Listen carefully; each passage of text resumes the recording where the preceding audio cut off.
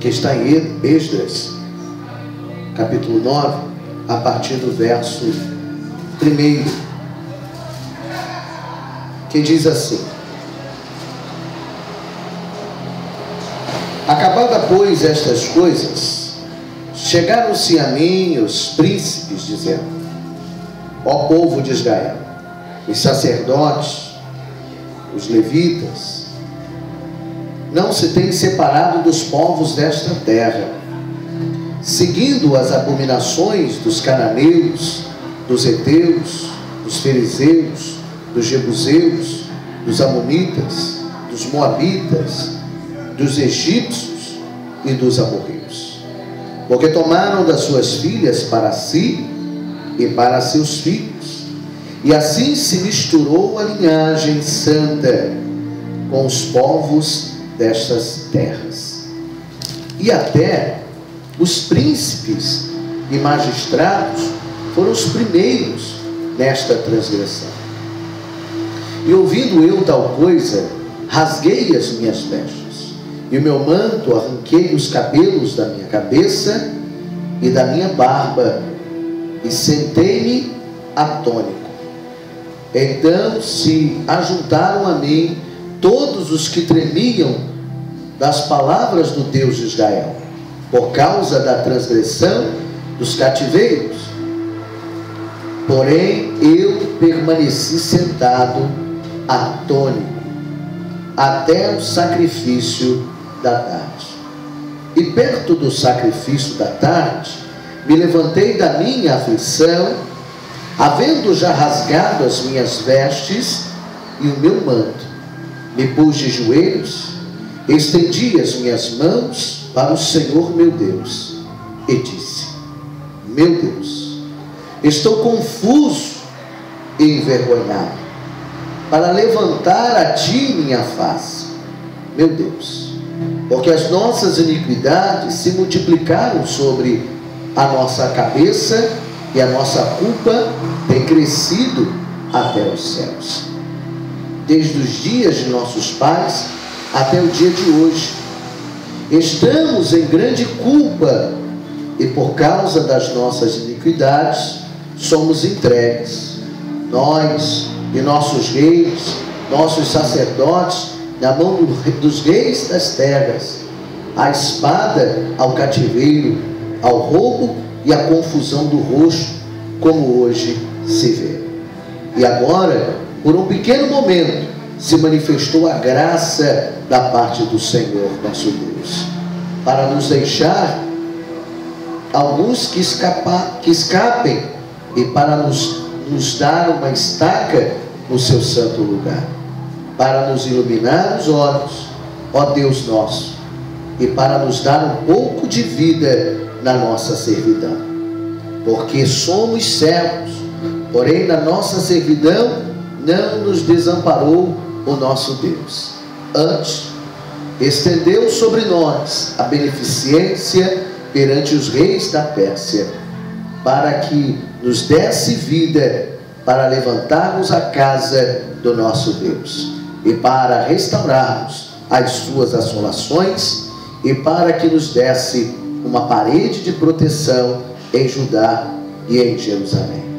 Agora, pois, o nosso Deus, que diremos depois disso, pois deixamos os teus mandamentos, os quais mandaste pelo ministério dos teus servos, os profetas, dizendo: a terra em que entrais para possuir, terra imunda é pelas imundícies do povo das terras, pelas suas abominações com que a sua corrupção a encheram, e de uma extremidade a outra. Agora, pois, vossas filhas não darei aos seus filhos, e as suas filhas não tomarei para vossos filhos. Nunca procurareis a sua paz e o seu bem, para que sejais fortes, para que comais o bem da terra e deixais por herança os vossos filhos para sempre. E depois de tudo, o que nos tem sucedido por causa das nossas más obras e da nossa grande culpa, porquanto tu, ó nosso Deus, impediste que fôssemos destruídos por causa da nossa iniquidade. Ainda nos deste um remanescente como este. Tornaremos, pois, agora a violar os teus mandamentos e apresentar-nos com os povos e destas abominações? Não te indignarias tu assim contra nós, até todo nos consumir, até que não ficasse remanescente e nem quem escapasse? Ah, Senhor Deus de Israel, justo és, pois escapamos como hoje se vê, e eis que estamos diante de ti na nossa culpa, porque ninguém há que possa estar na sua presença por causa disso. Amém? Amém. Amados, embora nós temos naturalmente uma dificuldade de ler textos extensos, mas é muito importante essa história. Aqui nós estamos falando sobre alguns aspectos, e acredito que em algum momento o Senhor me trará uma mensagem um pouco mais clara, incisiva sobre esse texto que acabamos de ler. O que acabamos de ler, embora nós estejamos falando de anos, séculos antes do nascimento de Jesus, estamos falando de anos antes do nosso tempo, de algumas dezenas de anos, algumas centenas de anos. Nós estamos vendo essa realidade ainda em nosso meio. O tema, não sei se na sua Bíblia está desta forma, mas o tema é apostasia do povo. O que está escrito na sua Bíblia, pastor? Tem algum tema? 9, o tema? É. A oração e confissão de Esdras. Isso. Mas o que Esdras está relatando aqui é apostasia. Isto é uma oração que ele está fazendo. Ele está, na verdade, chorando, terrivelmente abalado. Estamos num culto de oração. Estamos num culto de contrição.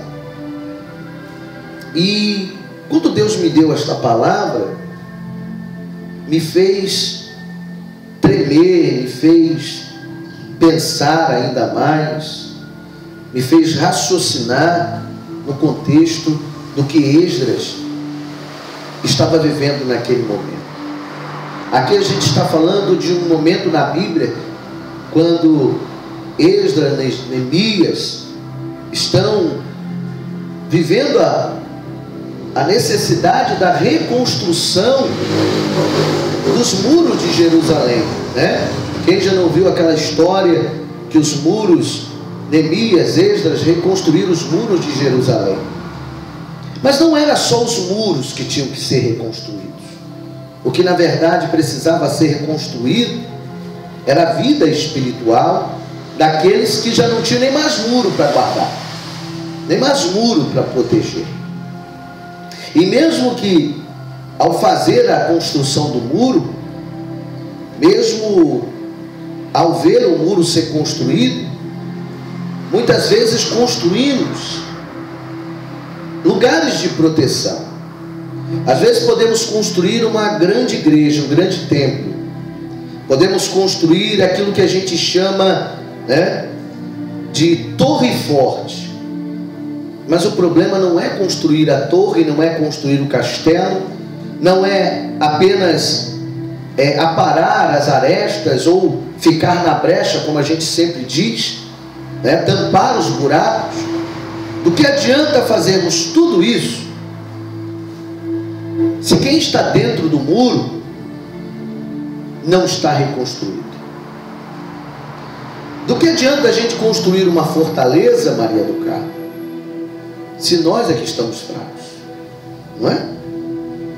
Infelizmente tem muitas pessoas, pastor, eu acho que sem querer nós falamos algo parecido, constroem fortalezas, mas elas não são fortes. Elas até tiveram força para levantar o tijolo, mas não têm forças para se manterem de pé. Conseguiram fazer a massa, mas não tem força para colocar a mão na massa, para ser a parte mais forte daquele lugar. Quando a gente olha para esse texto, e aí os irmãos que estão nos ouvindo agora, é importante que você saiba que não adianta você construir os seus muros, faz parte. Esdras e Neemias construíram e recuperaram os muros de Jerusalém. Mas aqui vai um alerta: não adianta construir muros se você está quebrado, se você está destruído. Não adianta dizer que você construiu uma fortaleza se o seu castelo pessoal é um castelo de areia, né? Quem já construiu um castelo de areia sabe que quando a onda vem, ele leva, não é assim? A criança gosta de brincar com um castelo de areia, é legal, é bonito naquele momento, mas qualquer tempestade, qualquer onda, pequena que seja, suave que seja, vai desmontar o castelo. Se não desmontar da primeira, vai desmontar na segunda, na terceira leva daquela água. E o que nós estamos vendo não é um Esdras e um Neemias fracos. Eles tiveram forças porque o povo estava totalmente debilitado espiritualmente. A história de Neemias e Esdras nos livros vai exatamente relatar, meus irmãos, já que estamos num culto de oração e Deus me moveu para esta palavra, porque isto é uma oração de Esdras. Ele sabia que não era só o muro que estava ruim, a vida de quem estava perto do muro estava pior do que o muro. E a preocupação de Esdras ou de Neemias, e em particular no texto de Esdras, era fortalecer o povo, era alimentar o povo, era resgatar os valores espirituais no povo, porque não ia adiantar esforço nenhum, não adiantaria um muro forte com um povo fraco, não adianta um muro alto com um povo pequeno, não adianta um muro bem armado se quem está do outro lado não sabe usar as armas.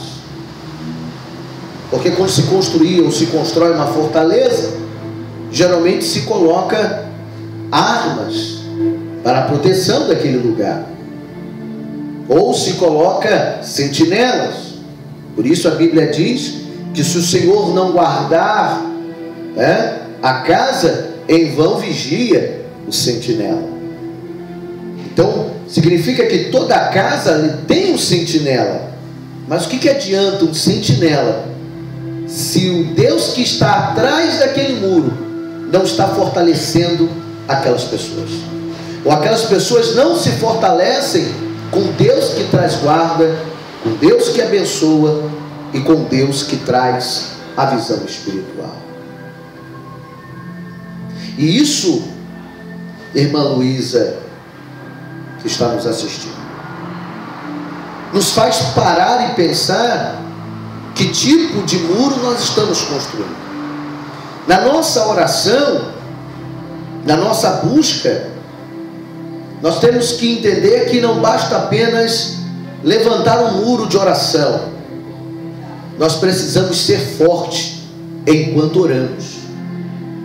Não basta apenas tentar tampar alguns buracos, porque o primeiro buraco que tem que ser fechado é o meu, é o dentro de você, não é?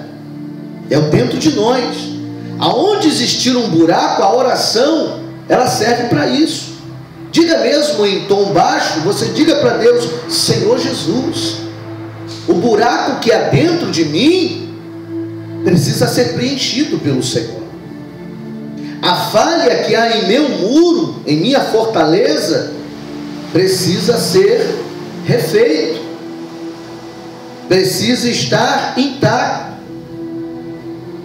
Porque Esdras construiu fisicamente, Neemias construiu fisicamente a visão de um muro realmente, uma divisão, como você tem na sua casa.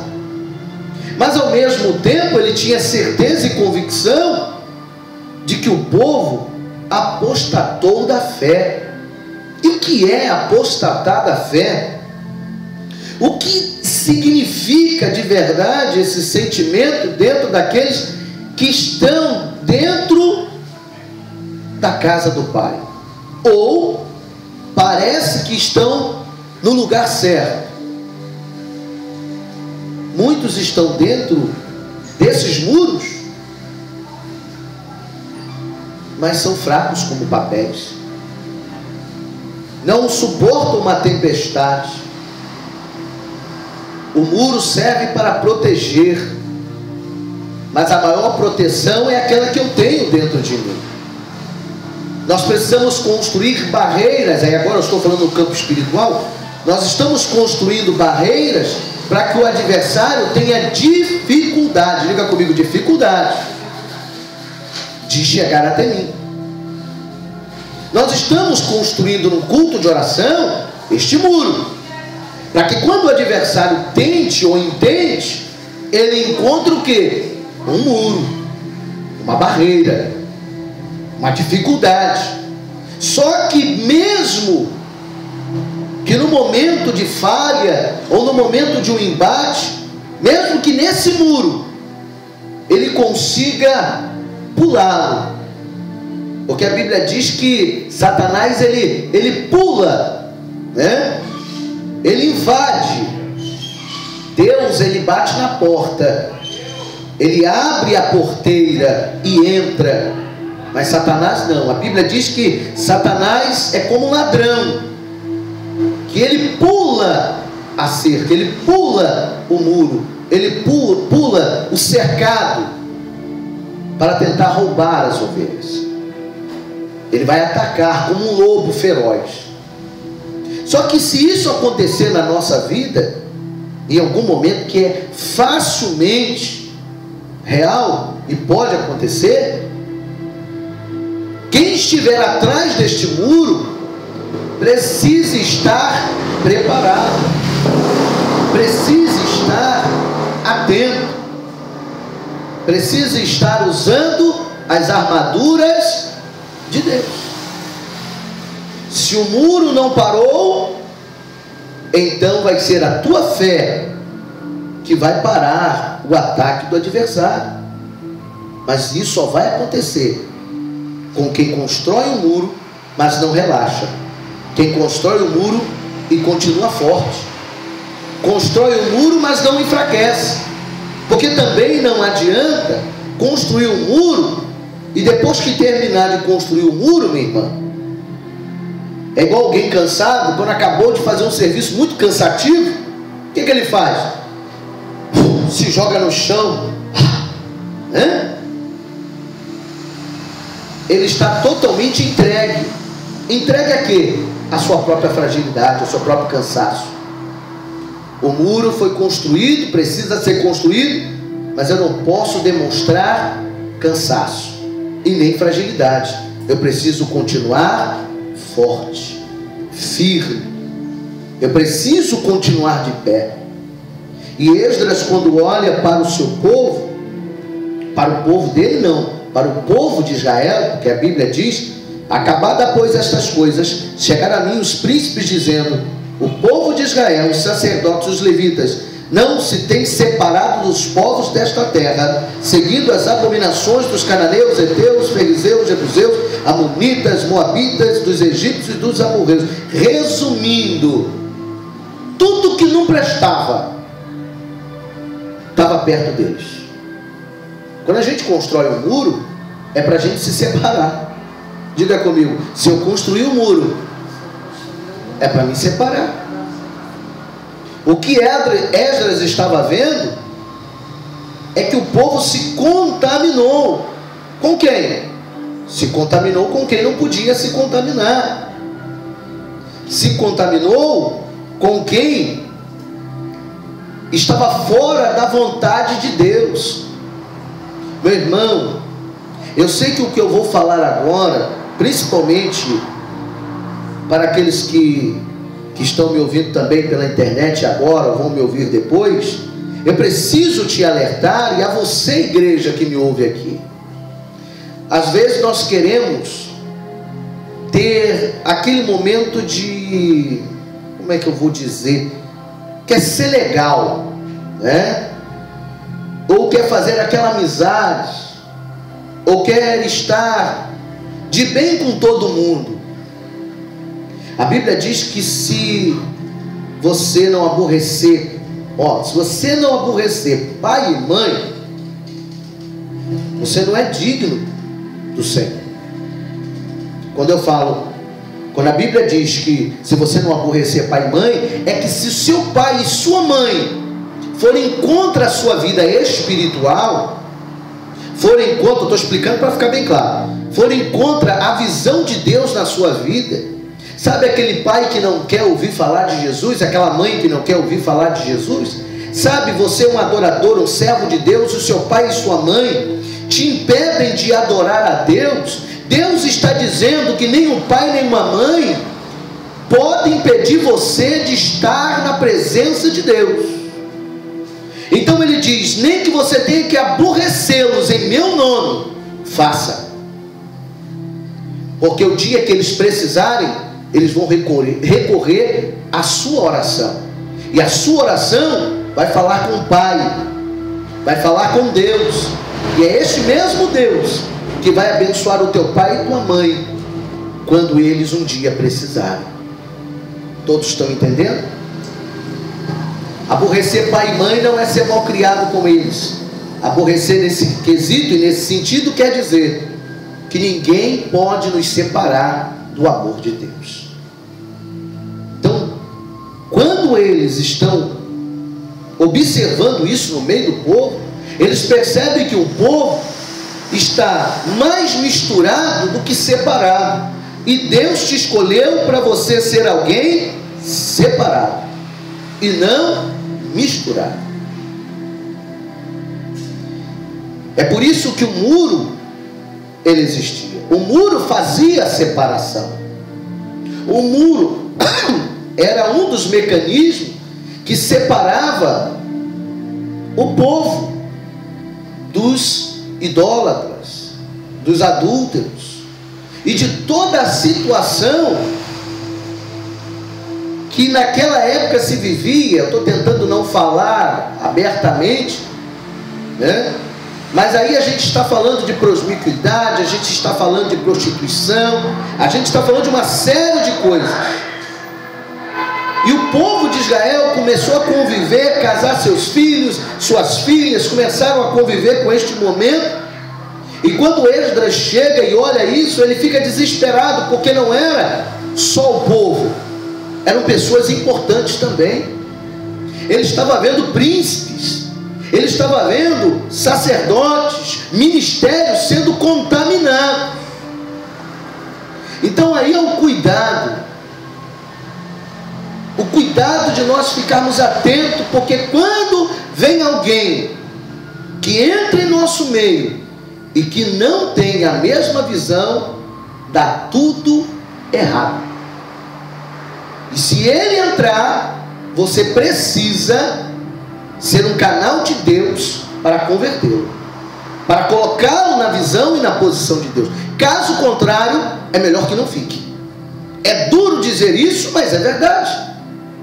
Porque no céu o Senhor está buscando pessoas que querem entrar no céu, que querem buscar uma vida com Deus. Deus recebe a todos, Deus aceita a todos, Deus quer abençoar a todos e curar a todos, restaurar a todos, abençoar a todos. Porém, entretanto, contudo, Deus não se deixa escarnecer. E tem muitos que hoje, quando entram dentro dos nossos muros espirituais, ao invés de nos ajudar a construir, infelizmente, eles são as mãos que destroem aquilo que nós construímos. Tanto é verdade que na história de Neemias, você vai ver que enquanto ele está construindo o muro, que ele pede permissão ao rei, para ir à sua cidade, porque ele soube que a sua cidade estava destruída, os muros quebrados, os portões quebrados, e ele pede ao rei: deixa eu ir ajudar o meu povo. E a gente está falando de alguém que nem no lugar estava, mas quando ele viu o seu povo e a sua cidade passar por isso, ele decide tomar essa decisão. E quando ele começa a fazer a reparação dos muros, a restauração dos muros, sabe o que acontece?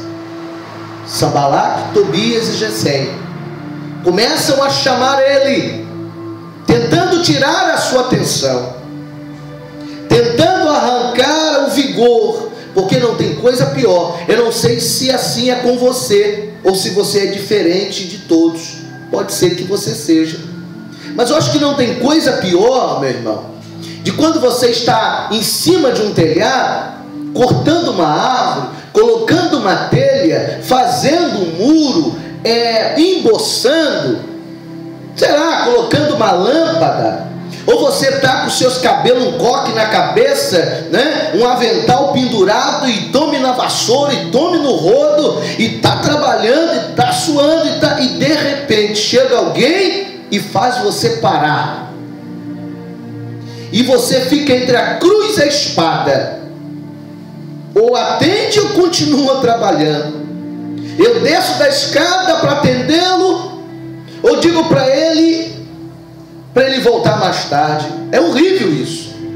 Só que se você decidir parar de fazer a faxina, decidir descer da escada, decidir parar de colocar lâmpada, decidir parar de cortar a árvore, se você decidir de parar o que você está no movimento, quando você sobe de novo, você não é mais a mesma pessoa. Bate um enfraquecimento em você terrível. Será que você é diferente de mim? A gente já não pega, não vai mais no mesmo pique. A gente até faz, mas não é mais o mesmo pique.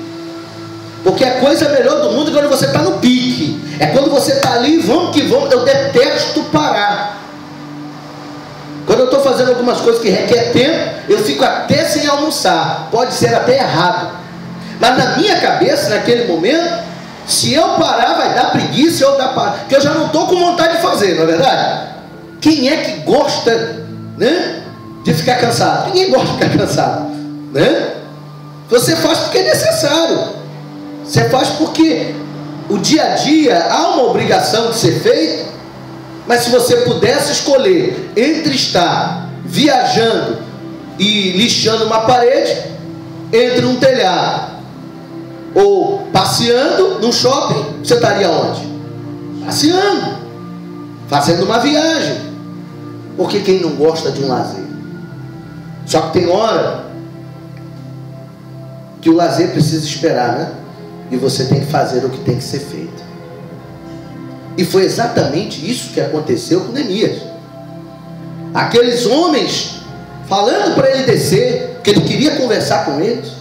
Só que aqueles homens estavam lá e eles nunca meteram a mão em um tijolo para reconstruir o muro.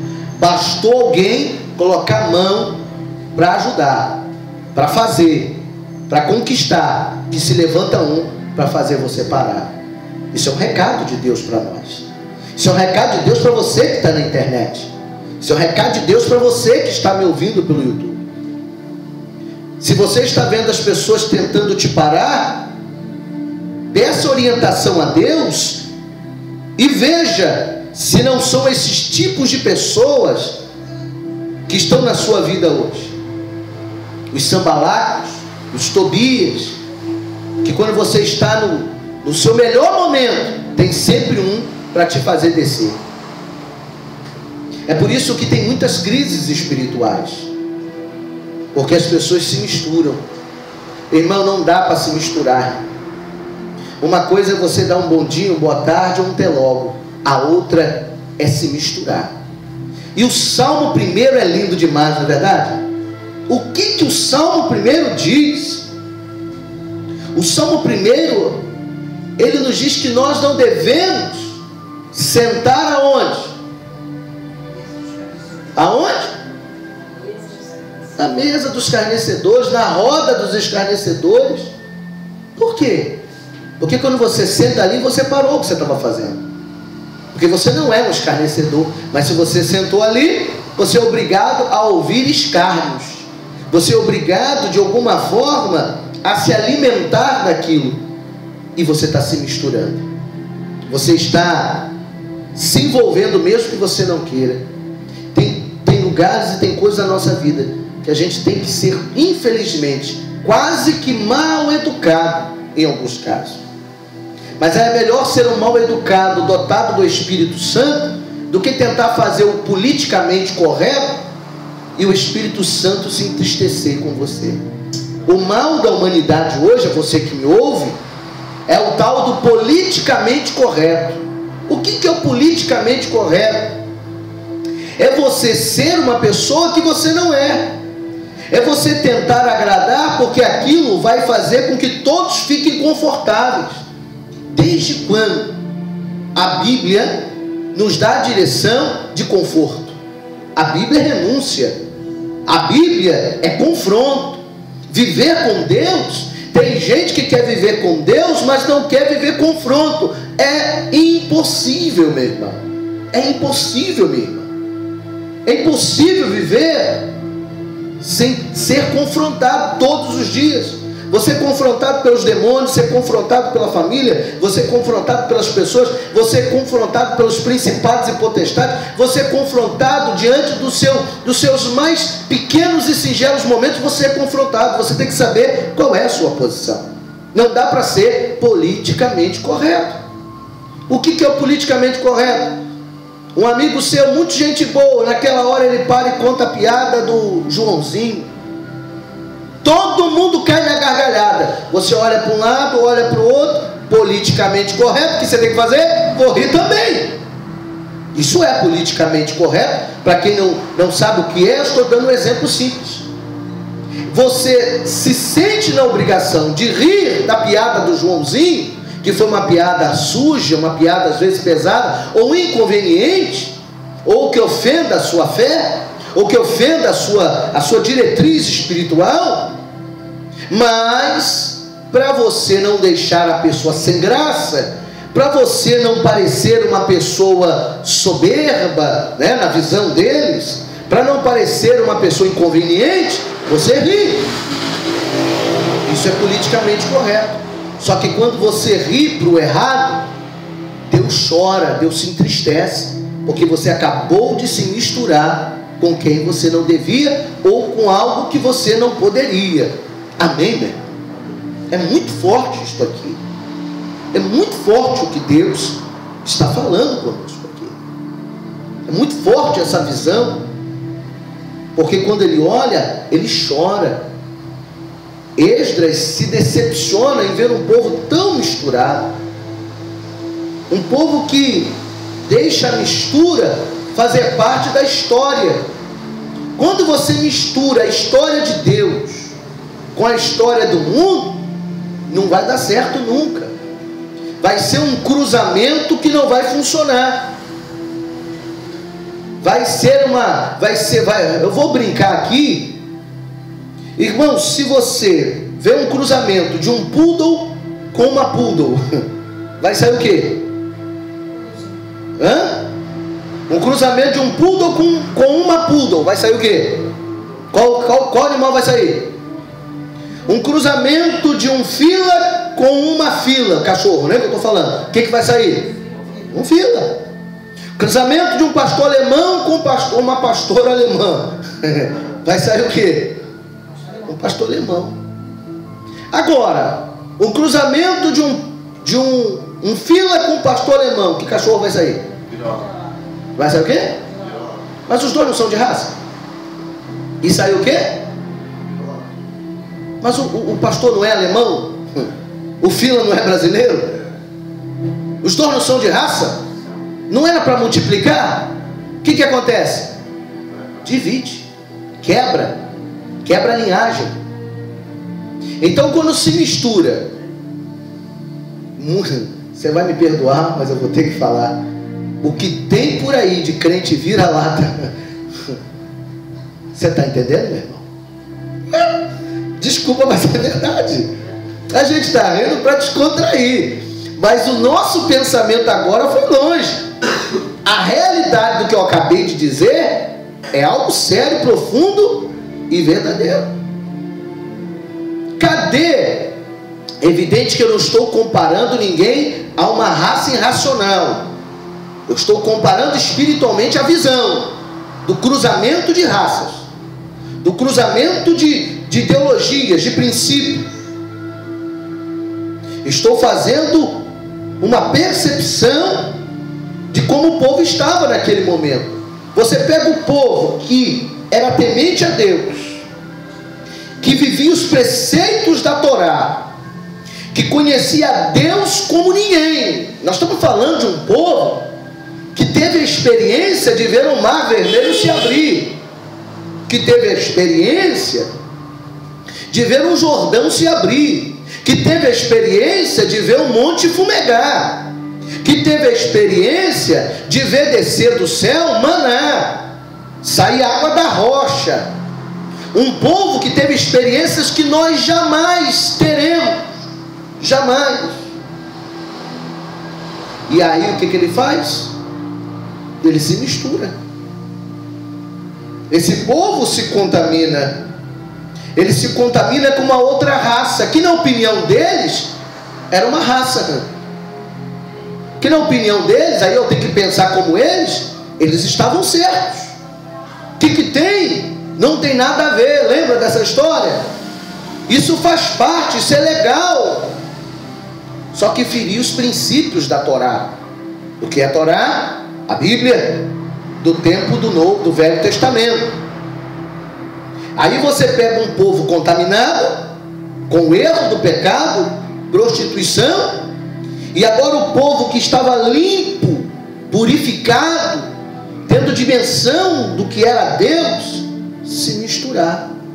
Resumo: os filhos desses filhos não nasceram puros espiritualmente. Aí eu não estou falando de cor, eu não estou falando de cabelo, eu não estou falando de epiderme, eu estou falando de alma, eu estou falando do quesito espiritual.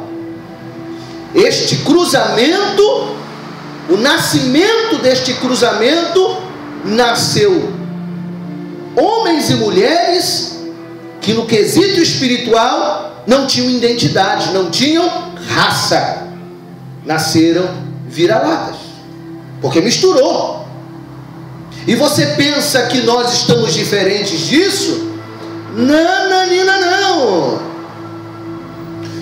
Hoje o que mais tem são mulheres e são homens que ainda estão pagando para ver, ainda estão brincando. E aí, querido, querida, aí, meu irmão, é só a misericórdia de Deus. Por que eu estou dizendo isso? Eu quero que quem esteja me ouvindo aqui hoje ou pela internet, né, como a Cláudia, Silvana Gabriel, a Luísa, né, Costa, estão aqui acompanhando. Esses pelo menos eu estou podendo saber aqui, porque estão mandando palavras de Deus. O que eu estou falando é algo bíblico e real. As pessoas estão brincando, estão permitindo que o mal ou a fagulha desse mal pule o muro, e é o perigo. Eu sei que existe amor, eu sei que pode existir afeição, eu sei que pode existir uma história, mas ainda assim, até para que os casamentos funcionem, os relacionamentos funcionem, não dá para casar com alguém que pelo menos não tenha alguma coisa que seja com a mesma visão que a sua. Agora você imagina espiritualmente o que tem de pessoas que pela falta de homem que tem por aí, ou pela falta de mulher, que eu não sei, qualquer um que vem na rede é tribulação mesmo. Apareceu, tô casando. É um perigo, é um alerta. Você case com quem você quiser, só não diga que você não foi alertado ou alertada. Você é um servo de Deus, ama o pagodeiro, ama o funkeiro, ama o macumbeiro, ok, mas você acha que isso vai durar por quanto tempo? Eu vou ganhar ele para Jesus. Que Deus te ouça, porque existem vários exemplos desse. Só que não se esqueça que a maioria dessas pessoas que ganharam seus maridos para Jesus, ou as suas esposas para Jesus, choraram anos para conseguir isso, sofreram anos para conquistar isso, passaram momentos dificílimos, aonde o casamento esteve a um fio de acabar por vários momentos. A sua perseverança e a sua fé foi o que te manteve de pé, porém todos vão sofrer a consequência se misturar o profano com o sagrado, o santo com o não sagrado. Isto é uma palavra para orientação. Estamos falando de um povo, estamos orando por um povo que está sofrendo. E a maioria das causas do sofrimento é a mistura que fizemos lá atrás. É a maioria. E aí eu não estou falando só da gente, estou falando de um contexto geral. Se você conversar com alguém que está sofrendo muito, ou as pessoas, eu te digo que isso porque eu vou dar lá embaixo, 40%, isso eu estou dando assim, estou sendo super legal, 40% do sofrimento desta pessoa está ligado à mistura que não podia misturar. É se envolver com o que não tinha que se envolver, é fazer o que não tinha que fazer, era misturar o caráter com aquilo que ela achava que dominava, e aquilo acabou lhe dominando, e acabou misturando a sua índole misturando o seu caráter com a índole má de outros que te cercaram. Sabe aquele amigo? O que tem? Vamos comigo, não vai acontecer nada, é tranquilo. Ou aquele que diz assim: você não bebe, a gente bebe, é bom que você traz o carro. Ainda tem essa, né? A gente vamos nos divertir e a gente sabe que você não bebe, você é nosso amigo. É legal estar perto de amigos, mas nós temos que entender que muitas vezes estamos nos misturando e perdendo a essência de raça que Deus colocou em nós, porque nós somos a raça pura e precisamos ter esta visão, uma visão espiritual, porque só vai, por mais que a palavra ou a frase possa criar um choque quando eu falo raça, eu não estou falando de cor, eu não estou falando de cabelo, não estou falando de tamanho, eu estou falando de visão espiritual, porque Deus só vai levar para o céu o quê? Qualquer um. Muitos são chamados e poucos, então Ele vai escolher a dedo, Ele vai separar a dedo. E quem é que você acha que vai passar pelos portões celestiais? É qualquer um ou quem é puro? Então nós estamos falando a mesma linguagem, estamos falando do mesmo pensamento. Infelizmente hoje E vou te dizer o que até nós estávamos conversando um pouco antes de chegar aqui. Infelizmente,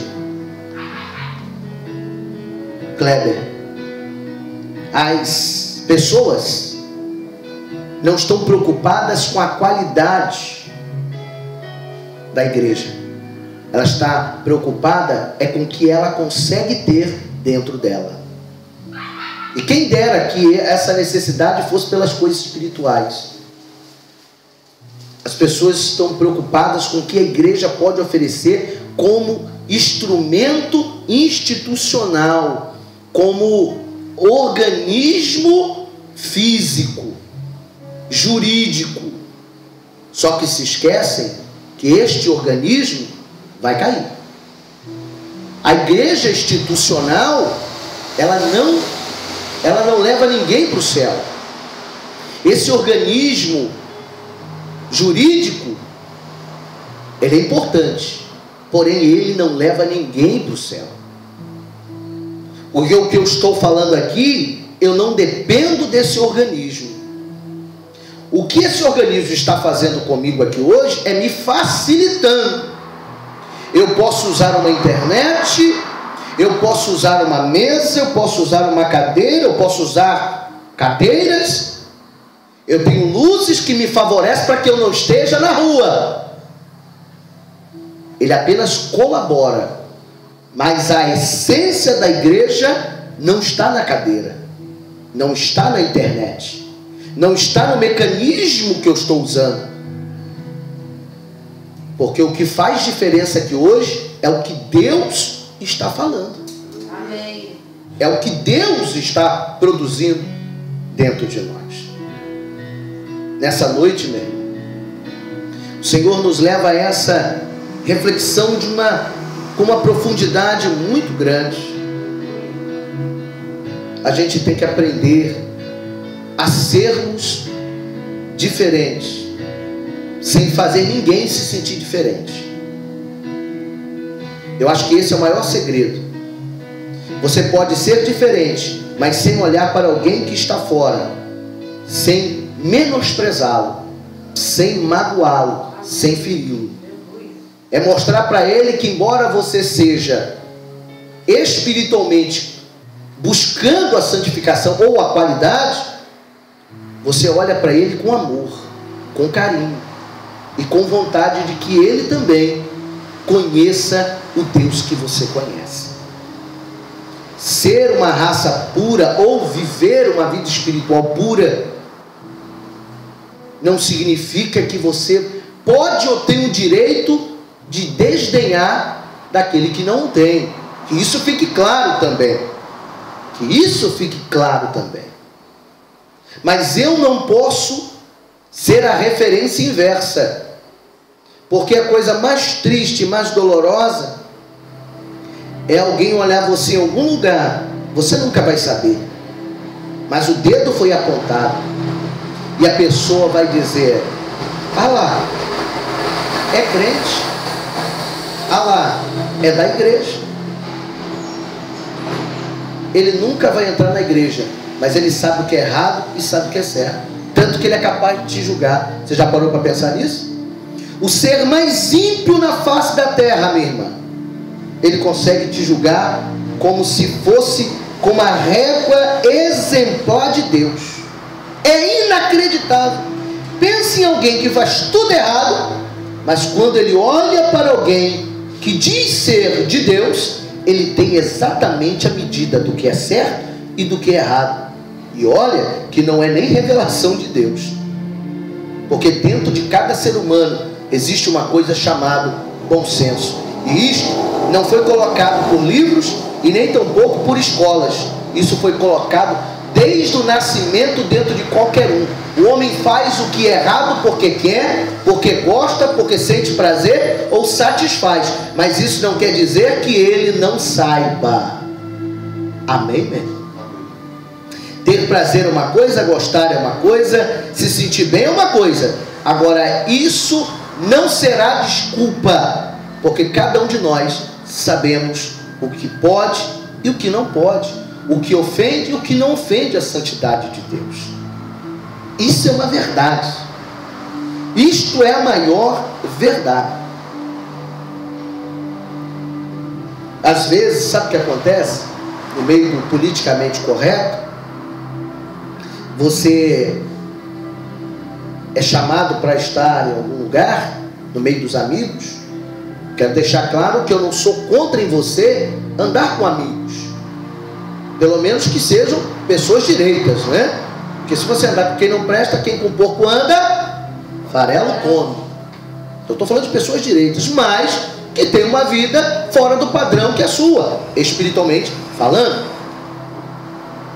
Mas se for necessário, se for algo até interessante, porque eu também não posso ser omisso, né? Às vezes é uma diversão, é ir num parque, é ir uma pizzaria, é ir uma churrascaria. Também não sou ignorante, também não tenho uma visão pequena, porque o que eu estou ensinando são coisas espirituais de grandes proporções.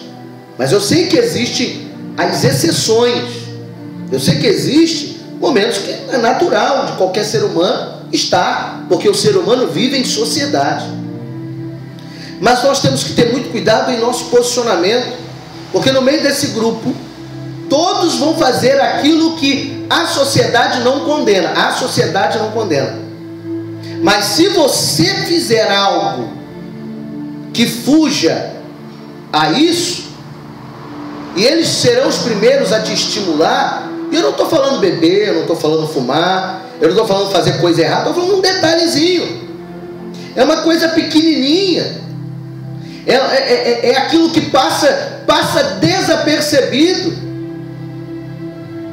É uma brincadeira, é uma palavra, ou quem sabe entrar num lugar que não era conveniente você entrar, mas você entra porque todo mundo entrou, né? E que nada, não tem nada a ver, tranquilo. Acabou aquele dia, fique certo que o comentário de todos eles vai ser exatamente esse: rapaz, você viu? Olha, ele não é que foi com a gente, cara? Caramba, eu pensei que ele não ia, porque ele é da igreja, ele serve a Deus. Olha, ele também fez errado, ele não podia ter feito não, sabia? O primeiro comentário será esse: nós somos separados. Diga comigo, eu sou separado. Jesus Cristo foi separado para fazer uma grande obra, e você é separado para fazer uma grande obra. Amém, né? Nós estamos aqui para fazer uma grande obra, mas precisamos nos portar como pessoas diferentes. Aliás, quero deixar esse discurso